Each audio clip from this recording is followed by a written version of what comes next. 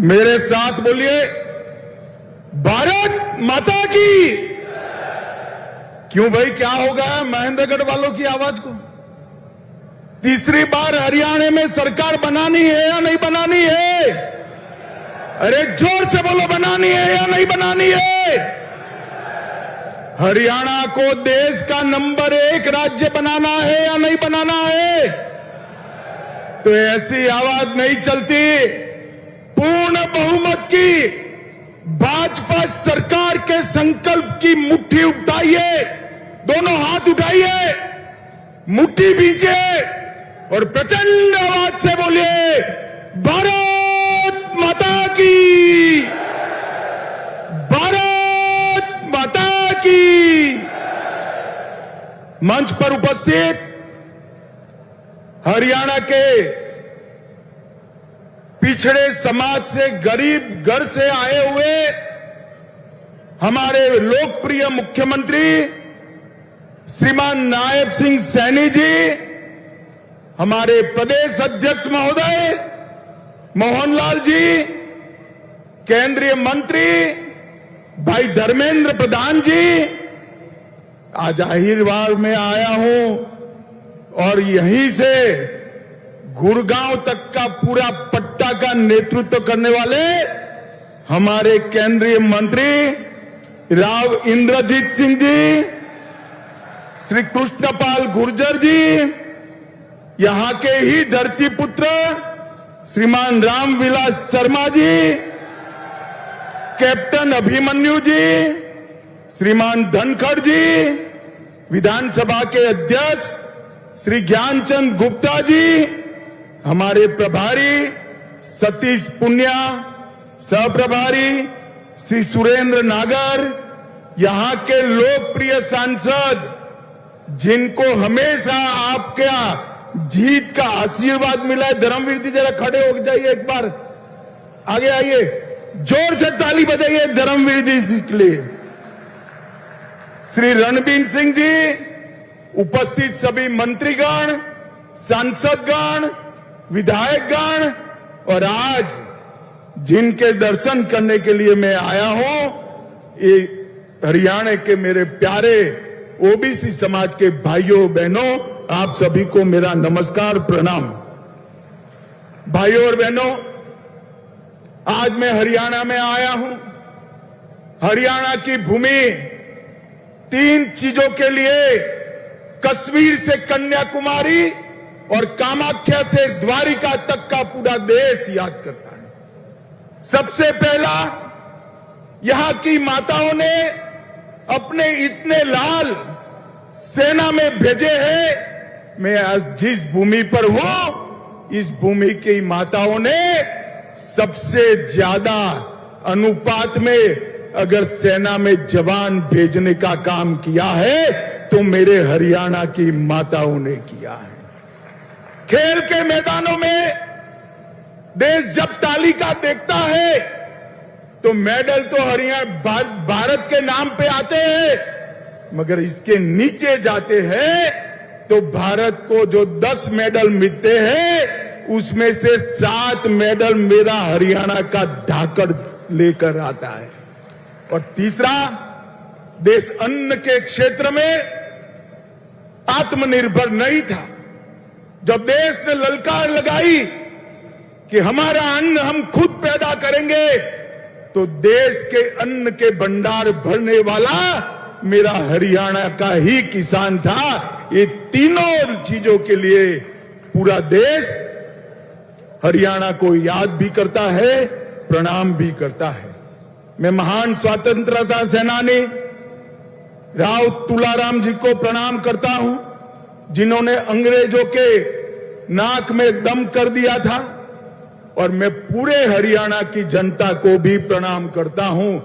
2014, 2019 और दोनों विधानसभाओं ने आपने कमल पर आपका आशीर्वाद दिया, 24 में भी कमल पर आशीर्वाद दिया, अब विधानसभा चुनाव में भी आप आशीर्वाद दोगे, इसका मुझे पूरा विश्वास है। भाइयों और बहनों, आज नायब सिंह जी ने ये बीसी सम्मेलन में, ओबीसी सम्मेलन में, पिछड़ा वर्ग के सम्मेलन में हमेशा हरियाणा के पिछड़ा वर्ग ने भाजपा को आशीर्वाद दिया है।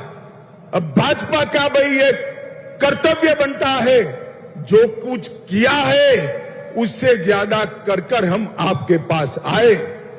नायब सिंह जी की कैबिनेट ने 3 निर्णय करे हैं। सबसे पहला निर्णय, क्रीमी लेयर की सीमा 6 लाख से बढ़ाकर 8 लाख करने का निर्णय नायब सिंह सैनी भाजपा सरकार ने किया है। इसके साथ साथ 8 लाख गिनने में तनख्वाह भी नहीं गिनी जाएगी और कृषि की आय भी नहीं गिनी जाएगी। अब हर बच्चे को ओबीसी का फायदा मिलेगा। अब तक पंचायतों में जो रिजर्वेशन था उसको भी बदलने का फैसला किया है। पंचायत में 8% रिजर्वेशन ग्रुप ए के लिए था, उसके साथ 5% रिजर्वेशन ग्रुप बी के लिए भी आज से शुरू हो जाएगा। इससे बहुत बड़े हरियाणा की जनता को ये आरक्षण का फायदा मिलेगा। रिजर्वेशन म्युनिसिपल कॉरपोरेशन में भी 5% ग्रुप बी के लिए शुरू होगा, 8% जस का तस रहेगा और ग्रुप बी का रिजर्वेशन 5% ज्यादा मिलेगा। भाइयों बहनों, ये तीनों जो निर्णय है वो प्रधानमंत्री नरेंद्र मोदी की नीति को लागू करने वाले हैं। 2014 में नरेंद्र मोदी जी ने जब पार्लियामेंट के अंदर पहली बार सांसद के नाते पग पैर रखा और देश के प्रधानमंत्री बने, पूरे देश के सामने भाषण किया था, मेरी ये सरकार दलितों की सरकार है, गरीबों की सरकार है और मेरी ये सरकार पिछड़ों की सरकार है और देश को पहला सशक्त बीसी प्रधानमंत्री देने का काम भारतीय जनता पार्टी ने किया। और आज 71 में से 27 मंत्री पिछड़ा वर्ग के देकर नरेंद्र मोदी जी ने देश भर के और हरियाणा से भी 2 पिछड़े देकर हरियाणा के ओबीसी का सम्मान करने का काम किया है। भाइयों और बहनों, मैं यहां आया हूं तब हुड्डा साहब को जरूर कहना चाहता हूं, हुड्डा साहब, चुनाव आता है तब बीसी बीसी बीसी बीसी की माला जपते हो। कांग्रेस पार्टी हमेशा से पिछड़ा वर्ग की विरोधी रही, ओबीसी की विरोधी रही।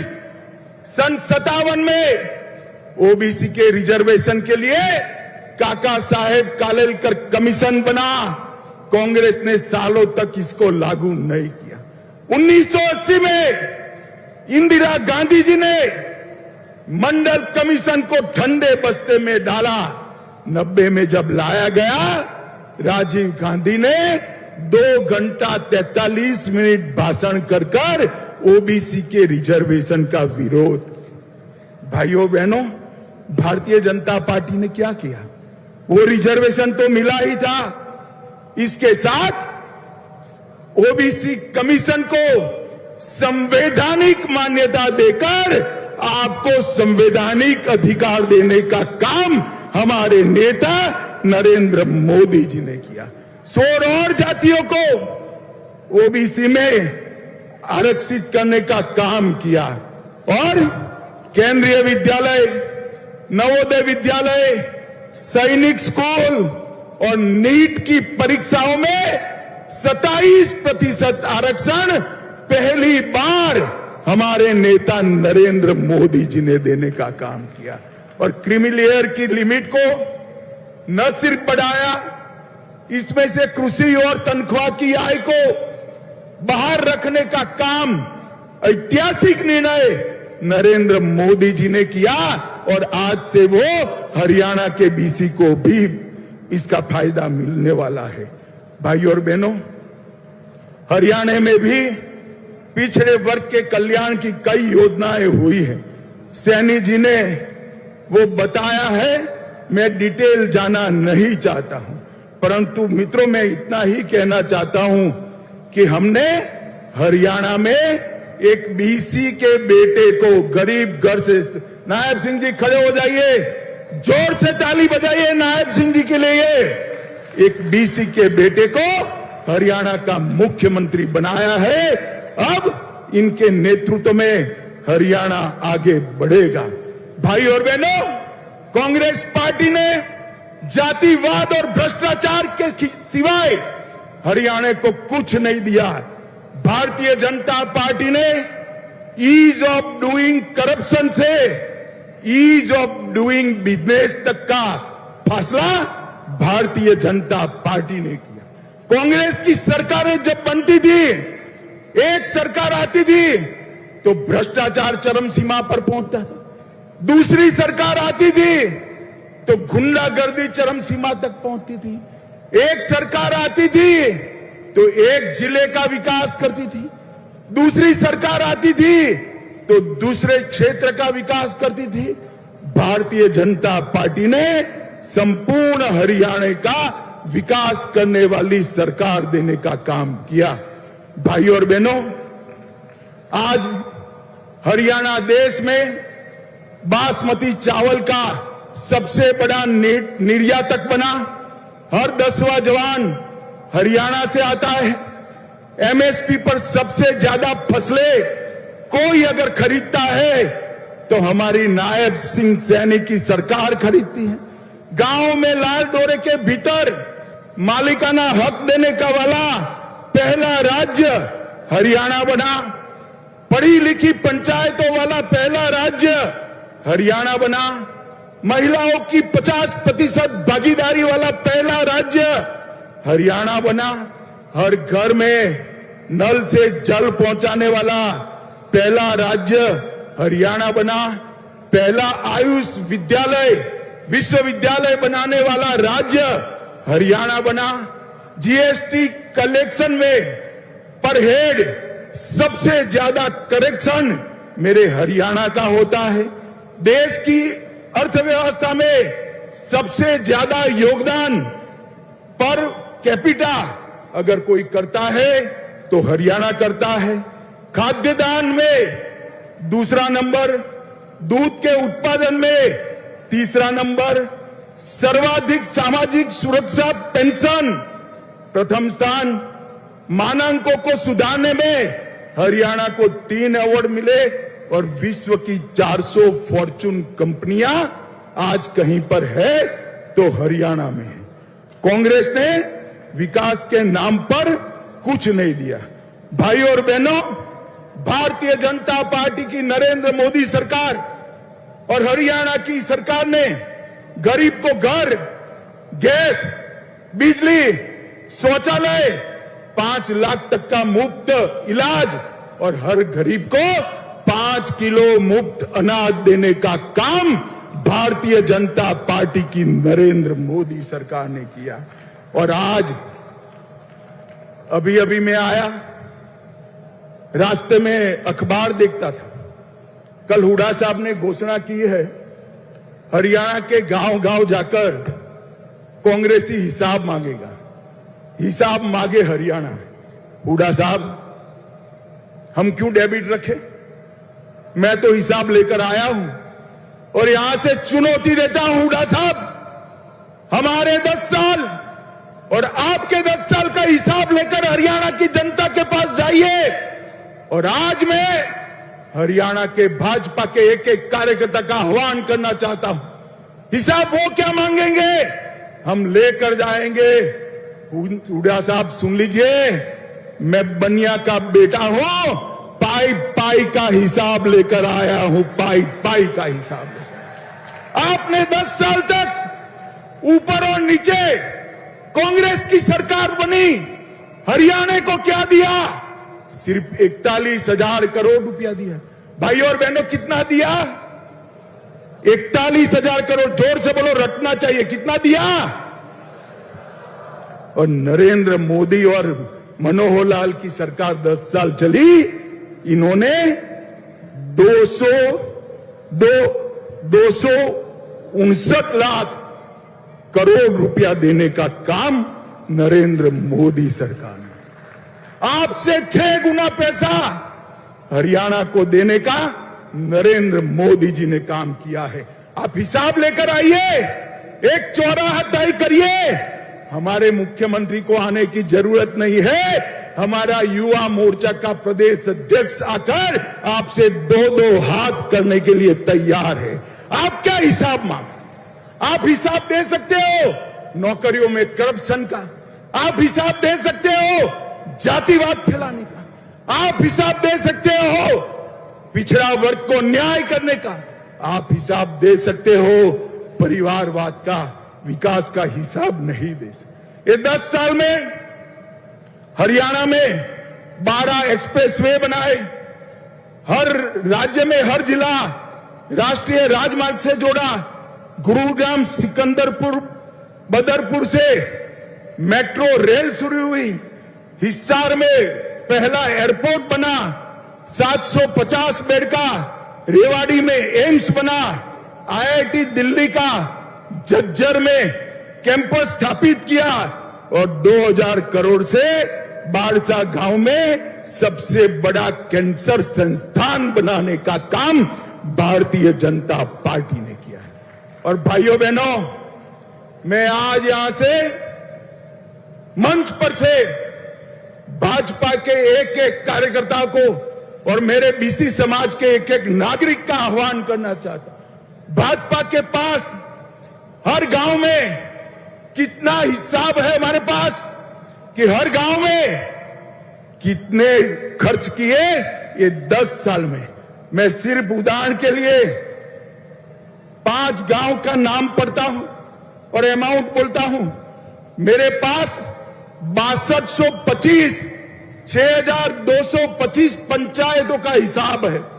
पहले ब्राह्मण माजरा 20 करोड़, जोर से ताली बजाना भाई, ब्राह्मण माजरा पंचायत में 20 करोड़ रुपया भाजपा ने खर्च किया। कलिंगा गांव में 18 करोड़ रुपया खर्च किया है। ती गांव में 85 करोड़ रुपया खर्च किया है। कोरियावास में 517 करोड़ रुपया खर्च किया। आसन कला में 24 करोड़ और खारिया में 22 करोड़ खर्च किया है। मेरे पास हुड्डा साहब आने का हिसाब है। हमारे कार्यकर्ता 6225 की 25 पंचायतों में जाएंगे और हरियाणा की जनता को हिसाब देंगे।